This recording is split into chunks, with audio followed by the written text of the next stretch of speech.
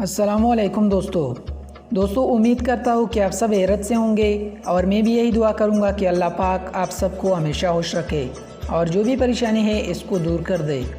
تو چلو دوستو ویڈیو کی طرف بڑھتے ہیں۔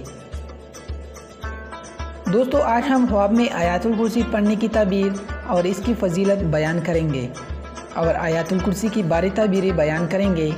یہ شیطان کے شر سے محفوظ رکھنے، بیماری کی دور ہونے اور مال و دولت میں اضافہ ہونا، مرتبہ بلند ہونے، رزق کی بڑھنے اور دلی مقصد کو پورا کرنے اور ظلم سے بچنے کی تعبیر ہے۔ خواب کے اندر دشمن کے شر سے پڑھنا یہ دشمن پر فتح پانے، عمل حاصل ہونے اور بھی فکری ہونے کی نشانی ہے۔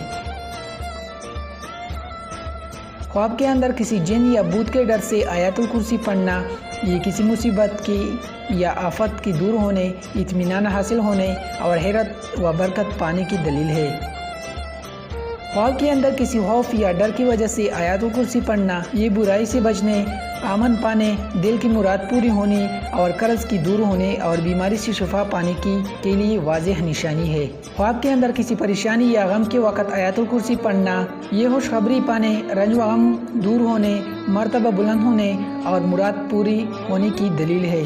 خواب کے اندر آیات الکرسی پڑھنے وقت اپنے گھر یا کسی اور چیز پر دم کرنا یہ نقصان سے بچنے، مال و دولت کی محفوظ رہنے، شیطان کے شر سے محفوظ رہنے اور مال و دولت میں اضافہ ہونے کی نشانی ہے۔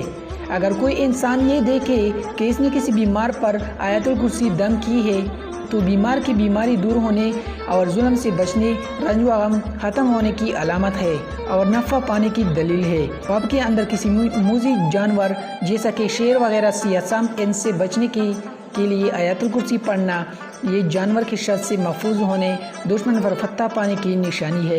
خواب کے اندر کسی حادثے کے موقع پر آیات الکرسی پڑھنا یہ مال و دولت کے نقصان سے بچنے، راحت پانے، مشکلات دور ہونے اور رزق میں اضافہ ہونے کی دلیل ہے۔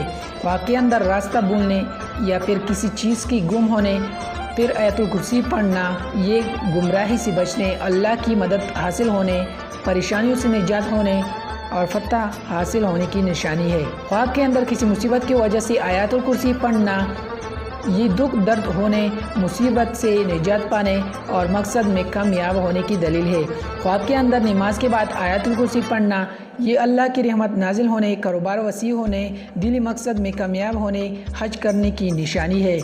دوستو امید کرتا ہوں کہ آپ کو یہ ویڈیو بہت اچھی لگی ہوگی۔ دوستو اگر آپ کو یہ ویڈیو اچھی لگی تو پلیز ویڈیو کو لائک کریں، چینل کو ضرور سبسکرائب کریں اور ساتھ میں بیل آئیکن پر ضرور کلک کریں۔ ملتے ہیں نیکسٹ ویڈیو میں۔ اللہ حافظ۔